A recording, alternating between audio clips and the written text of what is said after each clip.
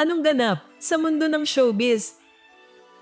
Naging viral ang isang sports segment ng balitang A to Z News anchor na si Barbie Mulak habang ibinabalita ang pagdating sa Pilipinas ng basketball star na si Bulbul.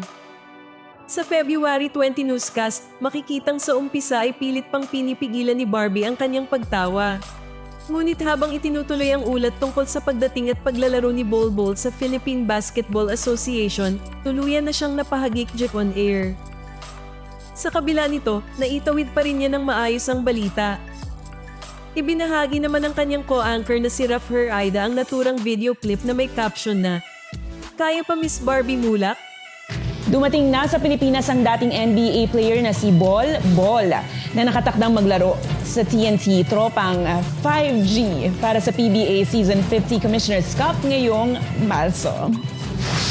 Ipinost ng TNT ang pagdating ng 7'3" big man nitong Huwebes at personal na winelcome ni team manager Jojo Lastimosa ang kanyang bagong import. Ayan. Ang PBA ang susunod na hamon ni Bol pagkatapos ang stint sa NBA kung saan naglalaro siya sa Denver Nuggets, Orlando Magic at Phoenix Suns. Matapos madraft ng Miami Heat taong 2019. Maging si Barbie ay nag-post din ng video at ipinaliwanag na ang muffled laughs o mahihinang tawanan sa studio ang lalo umanong nag-trigger sa kanya.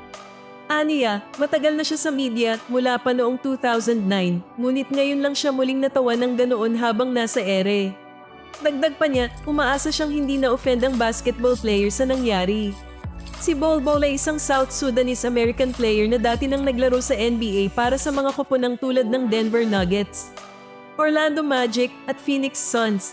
Ngayong 2026, isa siyang import player ng TNT Tropang 5G para sa PBA Commissioner's Cup.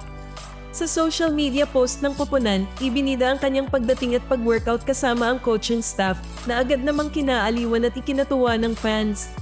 Marami ang nagsabing natural lamang ang nangyari at bahagi ito ng pagiging tao ng isang broadcaster, lalo na sa gitna ng seryoso at mabibigat na balita araw-araw. Sa tingin ninyo, harmless at good vibes moment lang ba ito o dapat bang mas maging maingat ang mga news anchor sa ganitong sitwasyon?